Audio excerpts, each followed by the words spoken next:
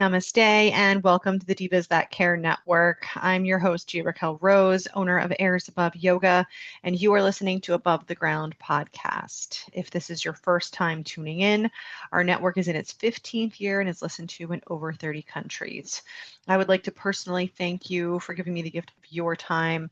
As always, it is my honor to hold space with you. And this next sequence, our upcoming sequence, is going to be all about balance. And the reason for that, as I say frequently and with a level of consistency, balance is the goal. It's so hard to achieve, and myself included, I fall victim to becoming very unbalanced. And it was funny because I actually took a week off from recording and posting, and unfortunately, it wasn't even because I was away on vacation and, enjoying myself. No, no, no, no. I always make this happen when I'm doing that. No, this was because I have taken on some additional responsibilities and was so inundated that I fell out of balance. So, why not highlight that fact, admit my own lack of, being able to dive in without something inevitably falling off the burner, and just from that learning the lesson as the week got away from me that, what? It's okay to have 1 week off. Consistency is not without life's hiccups, and being able to forgive yourself and to get back on the horse and to acknowledge that, you know, when new things come into your vision, into your field, into your blessings, right? Like, not bad things. It doesn't have to be a bad thing. It was actually a very positive thing that happened to me, and a new responsibility that I was honored with. And as I started to navigate that new responsibility, the way that I had been maintaining, wasn't sufficient. And so, much like life, we have to roll with the punches, and we have to be able to, you know, honor that maybe we need to rest, and maybe it's okay if you take a week off. Maybe it's okay if you go on that vacation. Maybe it's okay if you just don't do something all day, right? I had an ex of mine used to famously call it a no pants day. Now, I had pants on, I will say that, but it's okay to take a no pants day. It's okay to take a day. It's okay to take a breath. It's okay to pause. It's okay to not respond immediately to that email. In my day-to-day life, aside from the yoga, the Reiki, and the podcasting, I'm also a real estate agent. So, it's a very reactionary and responsive environment. And when I say reactionary, I don't mean that in a negative way, but we are agents of others. And so, with that comes an element of putting others' needs ethically, morally, and the term in the business is the fiduciary, right? Being a fiduciary, putting another's needs before your own. So I'd like to think of myself as a darn good real estate agent, and I'd also like to think of myself as someone who consistently puts, you know, and I don't want to say that. I put an asterisk when I say this. Putting others ahead of themselves is wonderful up to a point, and there has to be, wink, wink, balance. So when things started to get away from me last week, at a certain point, I said, you know what, it's okay. I'm going to take 1 week from this. And it happened to coincide with the launch of Diva's new platform, which I thought was perfect. So definitely check out everything that they're doing. She's everywhere. Kudos to Candace for putting this all together, and for launching Boss Babe Summer, which just went live. So I encourage you to check it out. Check out at Divas That Care, divasthatcare.com. We are on all of the platforms now for podcasting, in whichever platform you choose to partake. And so honoring that and watching her launch that, said, you know what, it's okay to take this week and take a break, and get into that receiving energy. So with all of that being said, why are we talking about balance, and how does balance kind of tap into yoga? Well, guess what? My favorite, and I say that every time, probably because I'm a yoga instructor, but I will say one of my all-time favorite things, I know I've mentioned it in the past, are balance asanas, balance postures, 1 foot thing. Think 1 foot. And the reason for that is twofold. The first fold, and this is what I've mentioned in the past, so go ahead and go back and have a listen at some of the former podcasts. Uh, we talk about balance. It is very, very hard to be out of the present moment while you're standing on one foot and trying not to fall over. And I had shared an anecdote with a very burly and brusque gentleman, happened to be a farrier that was working on one of my horses, and not the anti-yoga guy, right? And I was trying to kind of, I'm not even going to say sell him, but I was pitching him on the benefits of yoga for people like farriers who are brutal on their bodies, brutal on their lower backs specifically. But it's just a very, very hard job physically. It's a very, and as you age, and thankfully they are going on both sides of the horse, so technically they're not one-sided, but you definitely have a dominant side that you tend to overutilize, and then you underutilize your less dominant side and you get out of balance, right? That's just the nature of the human body and our repetitive motions. That's kind of how we roll. So this particular gentleman, I asked him to please stand on one foot. And he looked at me like I had eight heads, and then, obliged. And as he was kind of wiggling and wobbling, and I finally said, okay, put your foot down, he looked at me and he was like, okay, what was the point? And I was like, well, were you thinking about anything else? And he was like, well, no, I was trying not to fall over. And I was like, therein lies the point, grasshopper. So the bottom line is, when you are trying to not fall on your face, you are not thinking about anything else. It truly brings you smack dab into the present moment. And I challenge you to safely, put your hand on a wall if you need to, but have this experiment for yourself. Give this a try. And when you are overwhelmed, when you are falling out of balance, I encourage you to fall into a balanced posture and to bring yourself to center. And I do have some favorites, and we will dive into those. But the overall sentiment with balance poses, and I will get into a bit of the body mechanics of why they are so imperative for us, especially as we age. Big asterisk on that one as well, especially as we age. Balance becomes more and more important, and maintaining a level of pelvic floor engagement, which I will also touch on, gives us that balance.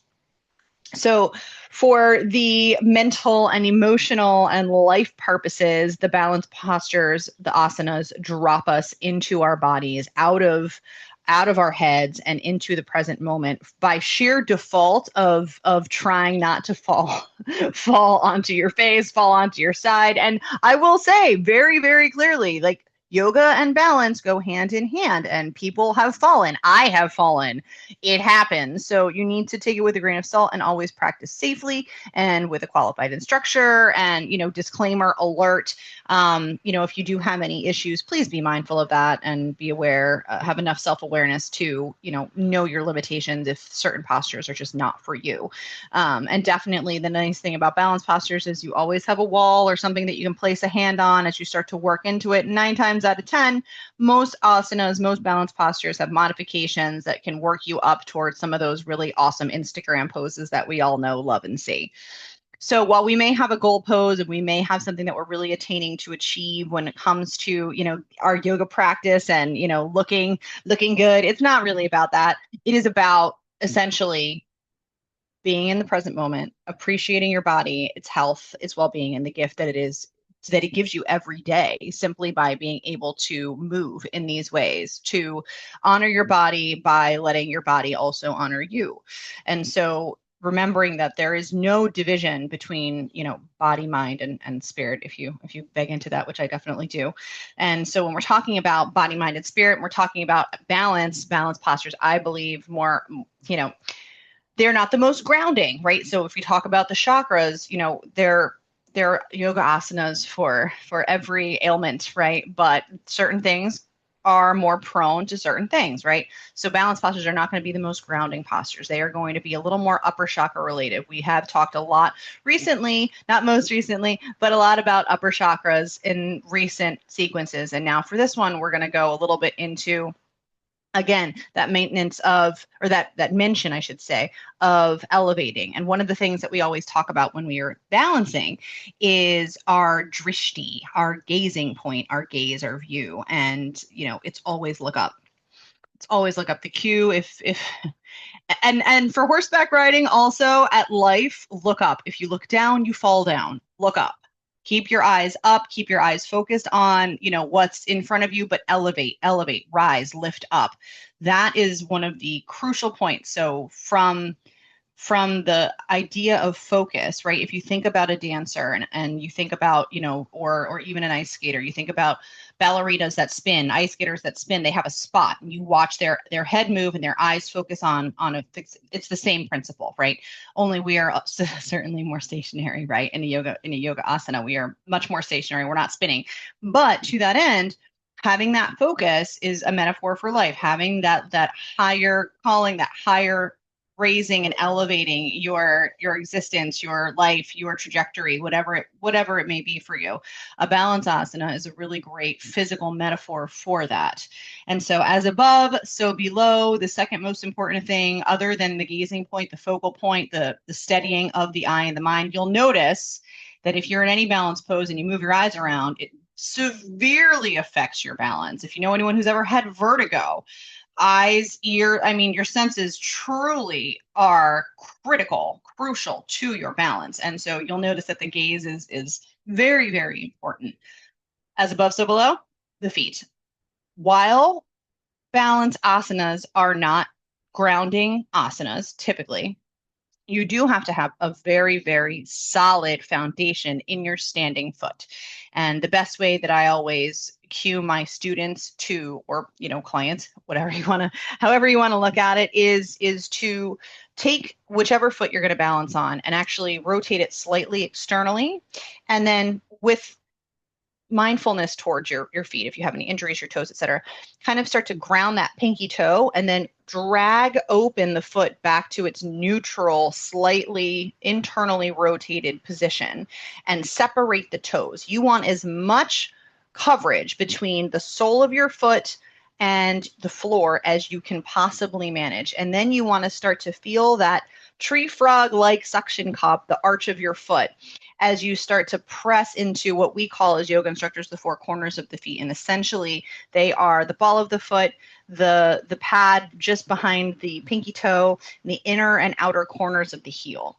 And by actively bringing your attention into those areas and at the same time simultaneously kind of lifting up through the arch of that foot, you should, in theory, feel a complete engagement through the lower leg. The calf muscles will fire.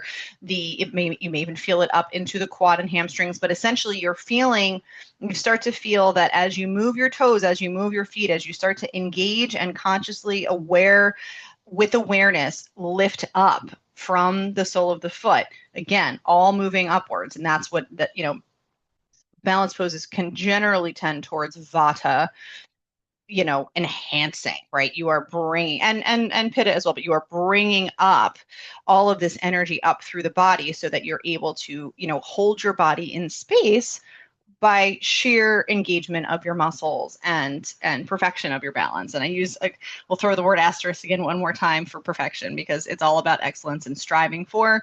Nothing is perfect. No one is perfect. And that's what we're all here to embrace, right? Is our imperfections.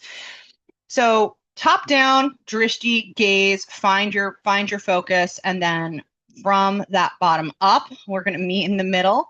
And that's where we're going to have the meat and potatoes, if you will, of our asana. And so I'm just going to touch on, because there are a plethora of balance poses, I'm going to touch on a few that are my go-tos, are the ones that I love, some of which I practice every day.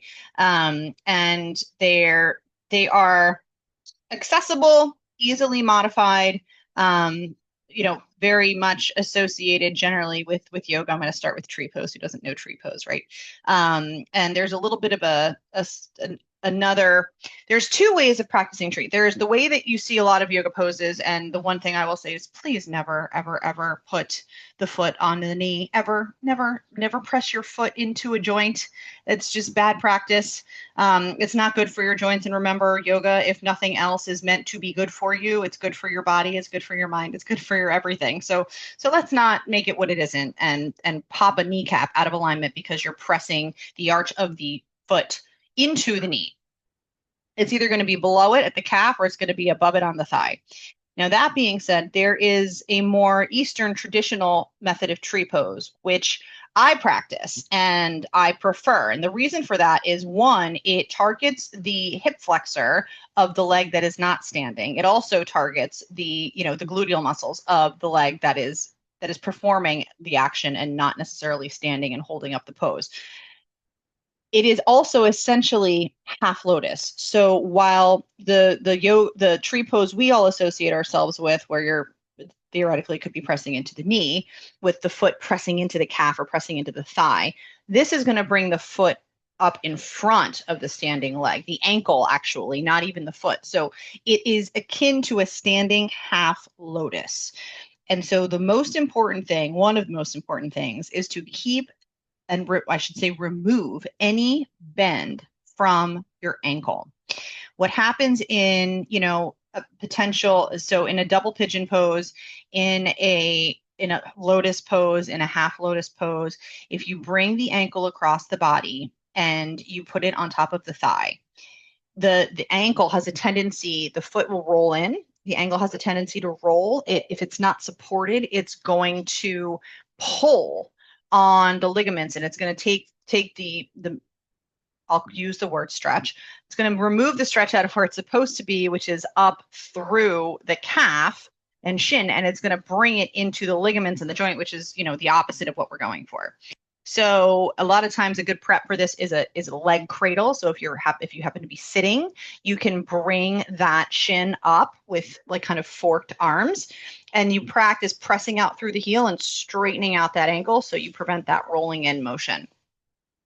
If you choose to practice tree this way, you're going to have the ankle either in front of the so the standing leg is stationary. Again, you have that four corners of the foot engaged. You have the ankle now to the outside of the shin or ankle of the standing leg. That is the modification. So your toes can actually be on the ground there, which is fabulous. What is less fabulous is the fact that if you start to work that up and you begin to modify in a positive way, you're going to get that foot above the knee eventually. And so working your way up to that, it's going to go floor, like shin, right above, below the knee, but above the ankle, and then up to above the knee and working your way up towards the hip. And that is the traditional Eastern variation of tree pose. Your hands in tree pose can be at your heart if you're just starting out. It gives you something to press into. It gives you something to focus on. It brings things into center. If you're starting to get a little more confident and fluid with your balance, you can take the arms out to your sides we can throw a little yoga mudra in there. You can also traditionally reach up, palms facing in, or even interlace above your head. All of those are arm options for you. And who doesn't love a tree pose? I think it's one of the most, probably in your mind's eye, one of the most yoga poses that everybody kind of thinks of when we talk about yoga for people that may not have a practice. Another one that I love, and when we think about tree pose and the benefits, so it's definitely a deep hip flexor targeter in this position. It's definitely, again, bringing that energy moving upwards. Obviously, and certainly you can fall out of it, knock on wood, God forbid, but you can fall out of it. So again, be mindful if you need to take a hand to the wall and just practice. One of the main things about any yoga posture is you can generally break it down into its fundamental parts and prep for the pose in its entirety in very, very safe, methodical ways. And it's one of the reasons that I love to practice so much. When we were talking about, the different ways that balanced postures can bring balance to the body, this is going to be more of an opening. Tree pose is going to give you a little more opening. It's while you can center by keeping your palms together at your heart, what you can't do is really wrap in, which brings us to our next, which is another favorite that I generally tend to put together with, because of the kind of equal and opposite natures of these two poses. I combine them together quite frequently and move from tree into eagle, Garudasana. And I love eagle. So eagle is wonderful for definitely for internal rotation and getting into the piriformis in the glute, getting into the IT bands, which are notoriously tight on most human beings. It does not. It is again going to be a little more of the opposite of tree for the hip flexor, because now you're crossing the leg, you're standing on one foot, you're crossing the leg over, trying to tuck the toes behind with another asterisk, where I don't necessarily ever advise people to do that unless they have a very, very aggressive, well, let me rephrase, not an aggressive practice, but unless they are very well versed in eagle, because as soon as you lock your toes behind your calf, you are that much closer to falling off the ground and, getting yourself stuck and teetering over. So I generally will cue press the outside of the ankle into the outside of the shin as my go-to for Garudasana and or eagle pose. So essentially an eagle, again, we're standing on a standing leg. I generally have people put a little bend in that knee, almost like a one-legged chair, crossing the opposite leg as high up as you can over so that you're in full internal rotation through the pelvis with both legs. Once you're there, the arms mimic. So whichever leg is on top, that arm's going to come out on the bottom. The elbows then stack. For those of you who are listening, I am doing the arms on this podcast. The elbows then stack. If you can't bring your hands together, you can hug your shoulders. If you can bring the backs of the hands together with the elbows stacked. This starts to open up the shoulders, the traps, maybe even into the back of the neck, as long as you're comfortable. And then if you want to come to the full expression, you can then wrap the fingertips around the palm. The fingertips of the bottom arm wrap around the palm of the top arm. And again, you are taking the arm of the leg that is on top, same side, and putting it underneath.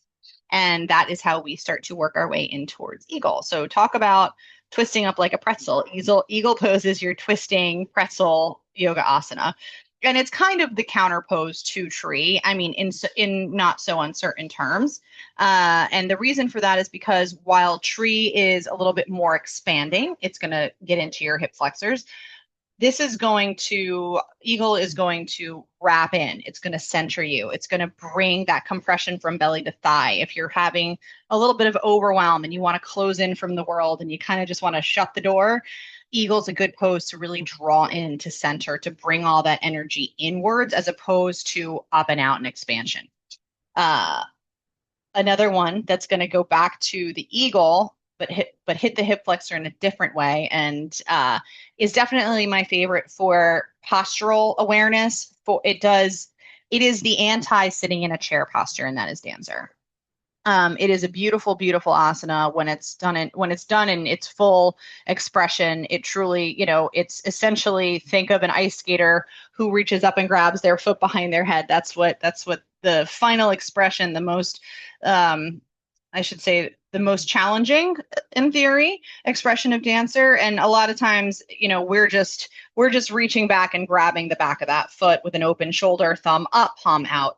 And the most important thing to remember about dancer is that you want to keep your knee in alignment with your hip.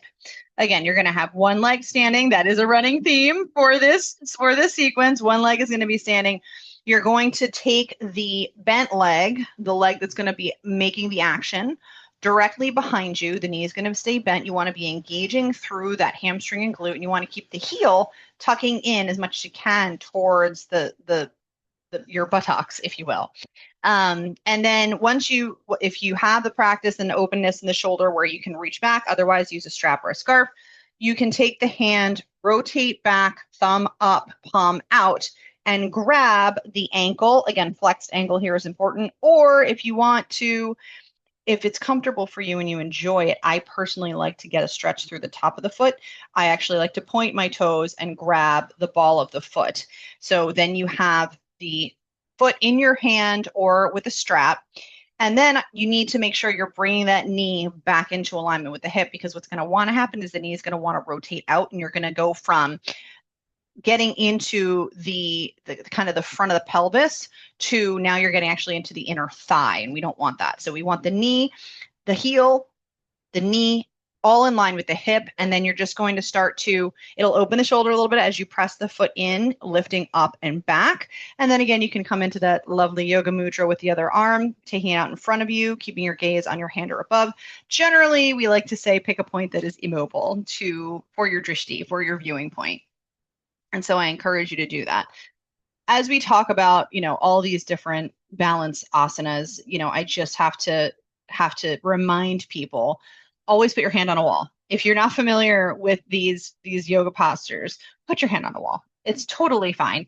You don't need to focus on the balance until you get the the mechanics of the pose. And then once you have the mechanics of the pose, I encourage you to be on that wall, go from a hand on the wall to fingertips on the wall to one finger on the wall to gently bringing your finger off the wall. Why? Because your muscles are forming a memory. Your brain is rewiring neural pathways for your muscles to communicate, to start to build the blocks of this pose as something accessible. And so I definitely encourage you to work with a wall anytime you come into balance postures. It'll keep you safer, it'll give you more confidence, and it will get you to a place where you can come to these balance asanas safely and then execute them, with some amount of grace, which is always the goal. Just a couple more. One of my favorites for empowerment. So we were talking a lot about the solar plexus chakra last sequence. We were talking all about female empowerment or male empowerment, any and all empowerment, but self-empowerment. So let's go with that. So when we're talking about empowerment, one of my all-time favorites has to be Warrior 3. It is, you basically turn yourself into a human arrow and you are aimed right at your destination. And what I love about Warrior 3 is there are multiple ways to incorporate the wall. You can push your heel against the wall, which I find really gives my clients that third, they talk about in acting the fourth wall, like breaking and communicating with the audience. This gives you that contact of the floating legs. So with dancer pose, you're holding onto the foot, so your own body becomes the contact point for reference of where you are in space, which is spatial recognition and body awareness is huge in yoga. And sometimes you have it and it's inherent, and sometimes you don't, and you have to build on that. So when we're talking about Warrior 3, you can take your hands to the wall, you can take your foot to the wall, and I prefer to take the foot. It takes a little more setup because you have to make sure that you're in proper alignment. But again, we start with our standing leg, our tree frog-like suction cup through the arch of the foot, our grounding through the four corners of the feet. And then we simply take our other leg behind us, flex that foot just like we would if we were moving into the Eastern variation of tree. You hinge at both of your hips. I like to start with my hands on my hips or out to the side, and then you just pivot. You pivot like a hinge on that standing leg until your body becomes parallel with the floor. And then if you can, you're going to take your hands in front of you, interlace the fingers if you'd like, or you can bring palms together, or you can take the hands out straight. Whatever, you can even keep them out to the side for balance if any of that works. You can take one hand onto the wall and do it next to the wall so that, you again have that counterpoint. Or if you're going to take the foot to the wall, then you need to make sure that you're facing away from the wall, walking and testing the distance from the wall with the opposite toes. Make sure that you have enough space that you can almost straighten the leg when you come into full extension, but also that you able to press into and ground through that wall. So from that, we talk about the have our balance within our core. And the final pose that I'm going to touch on, which is a balance pose that I love, it is more in alignment. So when we talk about, and this is true for many yoga asanas, and I'm going to use the warrior sequences as the kind of explanation crux, right? So we have our warrior 2s, we have our warrior 1s. Our warrior 1 is similar in its setup to our warrior 3. So your hip points, your shoulders are facing forward. If you're standing on your mat, they're facing the front of the mat. And it is linear in that it mimics a sun salute, and it goes, front to back, if you will. The counterpoint to that, which is going to get into, again, those inner and outer thighs, the glutes, the hip openers, if you will, are going to be your warrior 2s, your extended angles, your tree pose, and then your half moon, which is where we're going. What is fun about half moon, and again, its setup is now similar to warrior 2, where instead of facing the front short side of your mat. You are now facing the long side of your mat. One leg is totally externally rotated with a bent knee, the front leg, and the back leg has a tiny bit of an internal rotation to support the placement of the foot on a 45-degree angle, but it's also going to float up in our next pose off the ground. So what we have here is we have essentially the pelvis in two different positions with regard to the legs. So the bottom standing leg in half moon, and I love, my favorite thing to do is to come into half moon on the wall and just start to stack into the hips. I encourage a block depending on the length of your arms. Essentially, I'm gonna talk us through this as if we were using a wall for a very specific reason. You want the mat lengthwise against the wall. In theory, you want your foot a block's width, or 4 to 6 inches away from the wall, and you want to hold a block in your hand, or if nothing, then you're taking your hand with fingertips to the floor. What's going to happen is, because you have the foot a little bit farther away from the wall, you're going to have a gentle bend in your knee. You're going to have that hip externally rotated. You're going to be in a modified, shortened stance of an extended angle. So bend through the front of the knee. Back leg is kind of just on the ball of the foot, ready to fly or take off, if you will.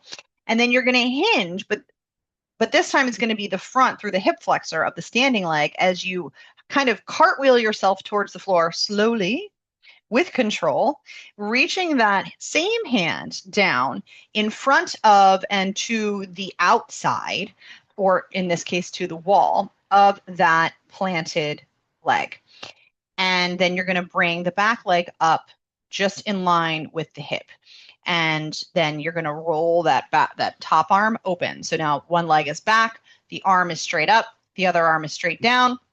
And this really gets into the internal thigh of the standing leg, and it strengthens through the glute and outer hip of the extended leg. And so the reason that I wanted to end with half moon, and why it's one of my absolute favorites, as I say, they're all my favorite because they all are so wonderful for the body and for in this case the mind and the ability to quiet it. But the reason that balance poses, we're going to circle right back to the beginning of our conversation, are so important, and the reason why I wanted to end with half moon is simply because the pelvis is the seat of your balance. Your pelvic floor, your transverse, your deep abdominal core muscles are, I'm not going to say it doesn't have anything to do with the legs. Strong legs are a strong body, but your core, your pelvic bowl, the balance, the stasis in your pelvis is the crux of the balance that goes in through your legs. And it all comes from the center and radiates out. And so because of that, I have a pelvic instability for probably a number of different reasons, going back to when I was very young. I had Lyme's disease, and I had, issues with my knee. So I don't have I have an imbalance, and I've constantly worked with that. People with scoliosis generally tend to have a pelvic imbalance. And all that means is that, maybe one side's a little more rotated than the other side. Maybe one glute. Generally, people have, like I mentioned earlier, a gait, which is, has some sort of off balance variation from their body compensating from either repetitive motion, an injury, whatever. Most of us are not completely equal and even on both sides.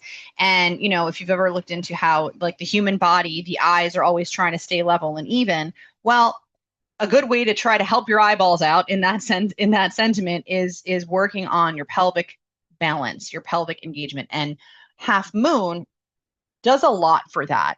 All the balance postures do. So your warrior 3 is going to create the, similar to the eagle, internal rotation, stabilization, and in theory, both of the hips, the rotation of the femur head, which is the top of your leg thigh bone, if you will, in the hip socket for both of those postures is a little bit internally rotated. So you're really wrapping in through the pelvis and kind of getting into the nooks and crannies, if you will, of that joint and the ligaments that support it. When we're talking about half moon and we're talking about tree, you're doing kind of the equal and opposite on each side. So one side's externally rotated and the other side slightly internally rotated, the standing leg in tree pose and the extended leg in half moon pose. And what I like about that is while one side's doing one thing, the other side's doing the other, and moving in these different ways helps to release not only stuck energy and potentially even stuck trauma. When we talk about yoga from a storing of the body's trauma, a lot of it, most of it, a decent chunk, especially for women, goes right into our hips. If you have ever been to a class and the teacher cues pigeon and someone starts crying over in the corner of the room, stored trauma being released. And so when we think about that, moving our pelvis, and you'll notice that all of these balance poses and most balance postures, because let's talk about it. If we stand on one foot, we are using our pelvis. What it's doing is it's creating a relationship in your mind and in your body between the leg that's standing and the leg that's not weight bearing. And the only way to rectify that for the body is to use the pelvic bowl, the core, the mula bandha in yoga, which is essentially an engagement of the pelvic floor, and to create balance from the middle of the body as opposed to the second leg that is not there to support it. And so I could not be a bigger fan of people that practice not only each of these postures individually, but flow through them from one to the other safely under the care of an instructor, on a wall, right? But starting to play with your body's leg movement in space such that you are creating different ways of pelvic floor engagement, which will, in theory, undo some repetitive motion kind of default and also start to cultivate engagement of the muscles that are underutilized and start to again kind of break it down to bring it together. And I think that especially as we age, I'm in my 40s, yay. And as we get older and older and we suffer more injuries, we get arthritic, whatever the case may be, the bottom line is balance is your friend, because the older you get, if you fall, I fell walking my dogs a couple days ago and it wasn't any fault of mine. My puppy pulled, my ankle rolled, and down I went. I'm okay. Thank you. I'm good. But, as you get older, even the tiniest fall can really do a whole bunch of damage. And the most important way that our bodies can bounce back from these things is taking care of them, creating that balance. It's especially true for athletes, obviously. For horseback riding, it's huge. As everyone knows, I'm an avid, horse enthusiast. But yoga is one of the best modalities for creating and cultivating balance in the body. And until you start to work with some of these balance flows, which are my favorite thing to teach, my favorite thing to practice, this is how you start to bring that balance together, because you can do all the crunches in the world and that's wonderful. You can do all of the squats. You can do all of the strength training to have a strong core, to have a strong body. 9 times out of 10, unless you have a yoga practice, you are not moving from a tree pose to an eagle pose to a dancer pose to a warrior 3 pose. And I have multiple clients that I say, okay, it's balance time, but they look at me kind of side eye because they know I'm about to put them through. You're going to stand on one foot. We're going to bring our leg forward. We're going to bring our leg to the side. We're going to bring our leg back. And we are going to do all of that with the goal of not touching down that back foot. And we're going to do that all while drawing all of that energy into the center, squeezing into the center so that we can release through our extremities, rebalance, restore, and, not think about our shopping list, our to-do list, or all the things that we're not doing in that present moment, because we are truly living smack dab in the present moment anytime we come into a balanced pose. So I encourage you, safety first, with safety, with security top and front of mind, to please, please, please start to implement balance postures into your daily life, whether you are touching a wall, whether you are holding hands with a friend, whether you are under and hopefully under the qualified guidance of a professional. Balance postures and yoga asana, I think, are one of the most, if not the most, imperative long-term health and well-being postures to put into your practice. And if you avoid them for any reason, then that is your even stronger cue to break out that tree pose or break out that warrior three pose and start to cultivate the idea that the one leg may not need the other in practice in this moment, because your body, your core strength, your pelvic floor engagement is able to, you know, support your body in space so that the other leg is free to move and free to bring you into balance, mind, body, and spirit. And so, with that, I would like to thank you all so much and tell you how much I appreciate each and every one of you for sharing your space with me. And so, please feel free to share the same with your loved ones. For more goodness, follow me on all the socials at Above the Ground Podcast, or visit my website, airsaboveyoga.com, and I will happily guide you through any balance pose that suits your fancy. Please don't forget to check out my other episodes and my amazing sisters at divasthatcare.com. Don't forget about their launch of Boss Babe Summer. And please check them out on all of the platforms, including Spotify, Odyssey, Apple, Amazon, iHeartRadio, or anywhere else that you may feel guided. Again, my name is Gia-Raquel Rose, owner of Airs Above Yoga, and you are listening to Above the Ground Podcast, where every day is a good one.